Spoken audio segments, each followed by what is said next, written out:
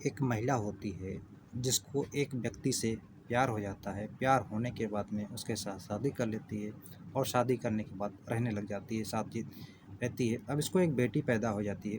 कुछ दिन का वक्त बीतता है तो ये महिला कहती है, इसको दूसरे व्यक्ति से प्यार हो जाता है और उसके साथ में वो साथ जीने मरने की कस्में खाते हैं और अब अपने पहले पति से ये तलाक ले लेती है और उसके साथ में रहने लग जाती है। अब कुछ दिन का वक्त बीतता है तो उसके एक बेटा हो जाता है, दूसरी शादी में एक बेटा हो जाता है। अब इसके पास में एक बेटा और एक बेटी हो जाते हैं और इस जैसे जैसे वक्त बीतता है, इस महिला के प्यार करने की सीमा है तो हर सीमा को ये तोड़ती हुई आगे बढ़ती जा रही थी। अनगिनत इस लोगों से इससे प्यार हो जाता है और अनगिनत लोगों के साथ में ये संबंध बना लेती है। और एक दिन ऐसा आता है कि एक भयानक कत्ल हो जाता है। जब कत्ल होता है, पुलिस जब मामले की जांच करती है, पड़ताल करती है, तो एक ऐसी बात की खुलासा होती है जिससे पुलिस भी हैरान रह जाती है। पुलिस भी इसके चाहने वालों की संख्या काउंट करती है तो वो भी नहीं कर पाती है, वो भी परेशान और हैरान रह जाती है। दोस्तों, आज की ये कहानी राजस्थान खैरथल पिजारा की कहानी है। वहाँ पर एक इलाका लगता है थाना खैजोर अहिर, वहाँ की एक कहानी है और ये सत्य कहानी है। दोस्तों, आप लोगों को यकीन नहीं होगा लेकिन ये सच्ची घटना है। ये घटना 28 जून 2024 की बात तो है। वहाँ से जो एक व्यक्ति गुजर रहा था रामबाग झोपड़ी के पास में, रात के करीब 12 बजे का वक्त होता है और उसको जैसे वहाँ पे पहुँचता है तो एक उस रास्ते में रामबाग झोपड़ी के पास में थोड़ा आगे जाके वहाँ पे एक व्यक्ति की लाश पड़ी होती है जिसकी गर्दन कटी हुई थी, खून बह रहा था, खून से लथपथ होता है।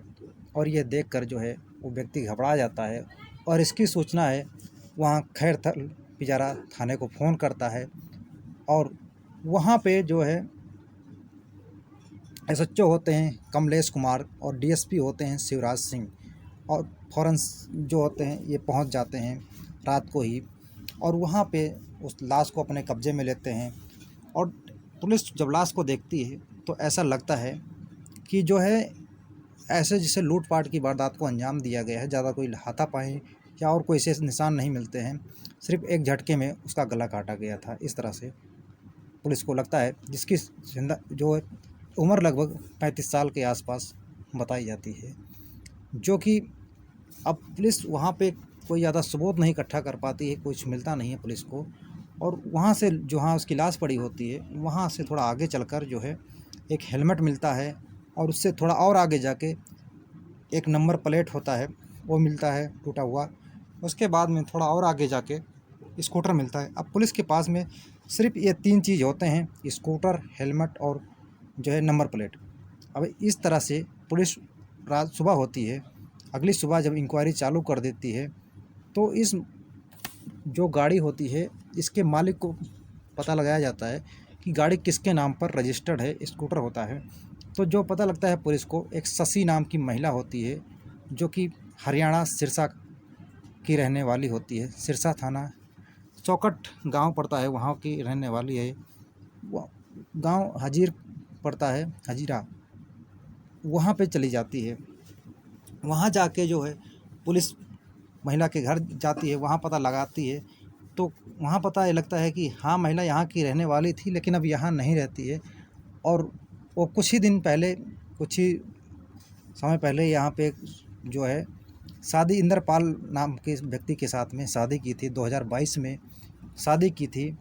और यहाँ उसके साथ में जो इंद्रपाल होता है सुरक्षा गार्ड का काम करता है, सिक्योरिटी गार्ड का काम करता है, उसके साथ में ये शादी कर लेती है और वो इनके साथ में लेकर वहाँ चले जाते हैं। राजस्थान का एक ज़िला पड़ता है खैरथल पिजारा के भिवाड़ी खुसखेड़ा ग्रीन सोसाइटी में किराए के मकान पर ये लोग रह रहे थे।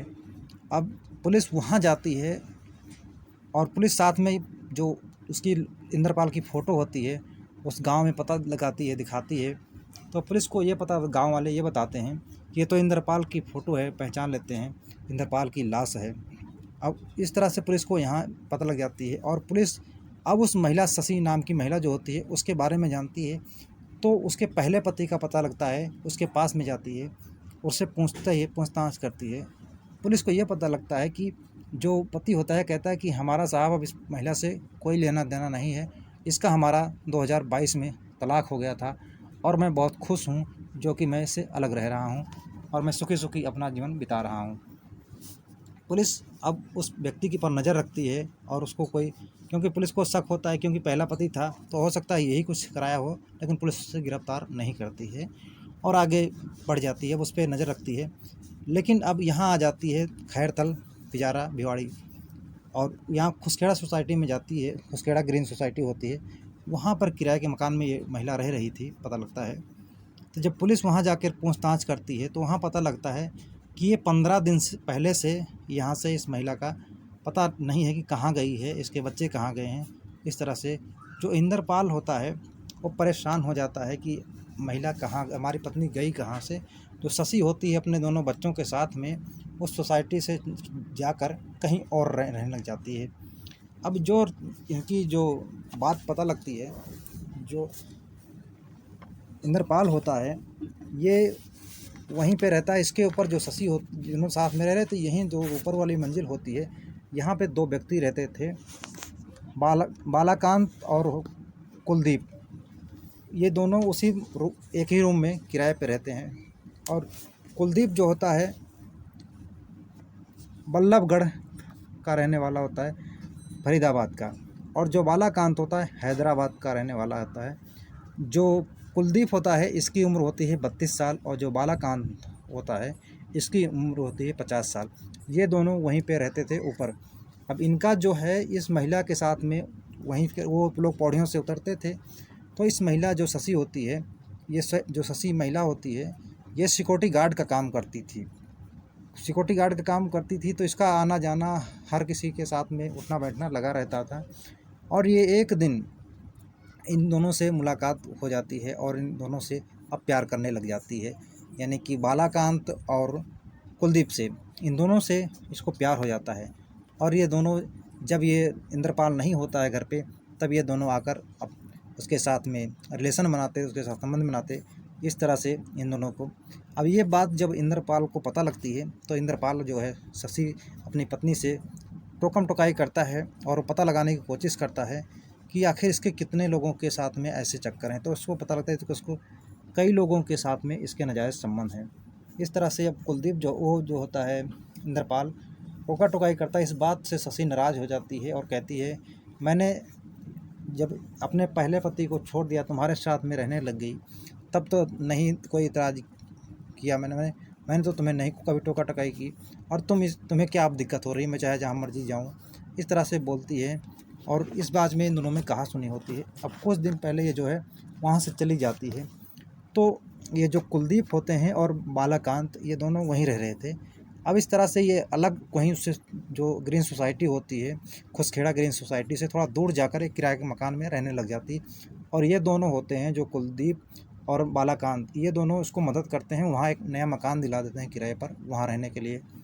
अब इन दोनों को जो है आज़ादी मिल जाती है। अब जब इनका दिल करता था अब उसके बाद में जाते थे, उसके साथ में संबंध बनाते थे, वहीं रहते थे।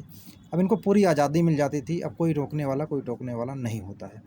अब एक दिन जो होता है इंद्रपाल, बालाकांत और ये कुलदीप जो आ रहे थे, उतर रहे थे पौड़ियों से, तो इनसे पूछता है कि हमारी पत्नी कई दिनों से मिल नहीं रही है, आप अगर ढूंढने में हमारी मदद करते तो आपका बड़ा एहसान होता।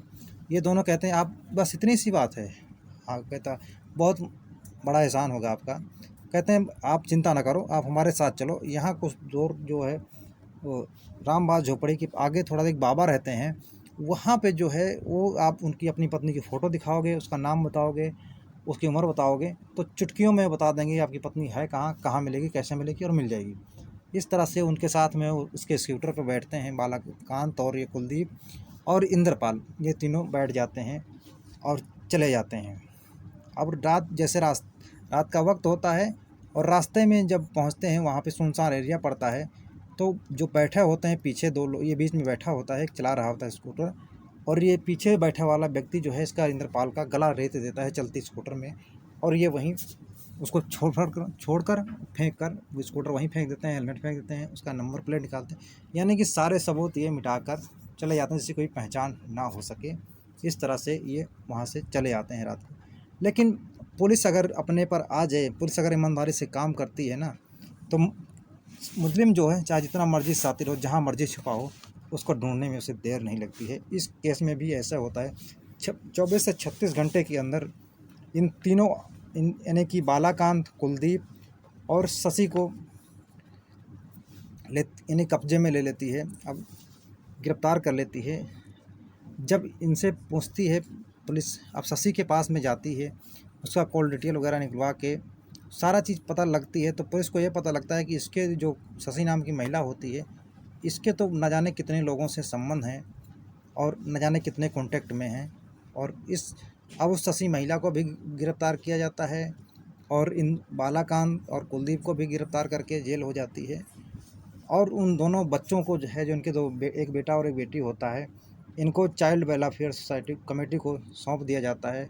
अब आगे कुछ दिन के बाद ये शायद महिला छूट जाए और बाहर आ जाए और ये दोनों सारे बाहर आ जाएं, लेकिन जो है अब आगे फिर आके वो कितने लोगों को अपना शिकार बनाए, इसका कोई अनुमान नहीं लगाया जा सकता दोस्तों।